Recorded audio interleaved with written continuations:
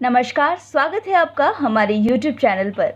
किसी अपराधी को जज द्वारा फांसी की सज़ा सुनाते तो आपने बहुत सुना होगा, लेकिन क्या किसी जज को फांसी पर लटकाया गया हो, ऐसा सुना है आपने? जी हाँ, ये बात बहुत पुरानी है, लेकिन हकीकत है। आज से 45 साल पहले यानी साल 1976 में एक जज को फांसी पर लटकाया गया था और इसकी वजह बेहद ही खौफनाक है, जिसे सुनकर आपके भी रोंगटे खड़े हो जाएंगे।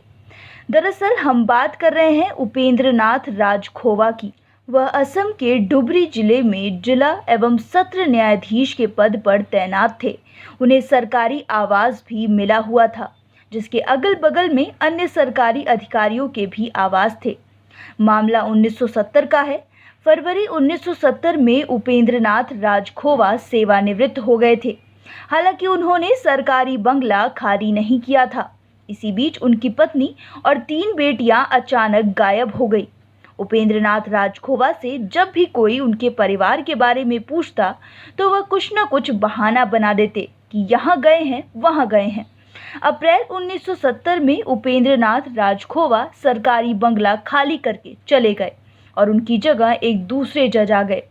सबसे हैरानी वाली बात तो ये थी कि राजखोवा कहाँ गए, इसके बारे में भी किसी को कुछ पता नहीं था।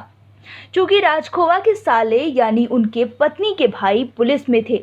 उन्हें कहीं से पता चला कि राजखोवा सिलीगुड़ी के एक होटल में कई दिनों से ठहरे हुए हैं, जिसके बाद वह उनसे मिलने पहुंचे और अपनी बहन और भांजियों के बारे में पूछा।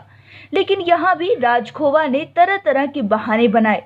इसी बीच उन्होंने कमरे के अंदर ही आत्महत्या करने की कोशिश की, जिसके बाद उन्हें अस्पताल में भर्ती कराया गया। हालांकि बाद में दबाव डालने पर राजखोवा ने पुलिस के सामने ये कबूल लिया कि उन्होंने ही अपनी पत्नी और तीनों बेटियों की हत्या की है और उन चारों की लाश को अपने उसी सरकारी बंगले में जमीन के नीचे गाड़ दिया है। इसके बाद उन्हें गिरफ्तार कर लिया गया। लगभग 1 साल तक केस चला और निचली अदालत ने उपेंद्र नाथ राजखोवा को फांसी की सजा सुनाई, जिसके बाद 14 फरवरी 1976 को उन्हें जोरहट जेल में फांसी की सजा दे दी गई। इसके बाद उपेंद्र नाथ राजखोवा ने फांसी की सजा के खिलाफ हाई कोर्ट में अपील की, लेकिन हाई कोर्ट ने भी निचली अदालत के फैसले को बरकरार रखा।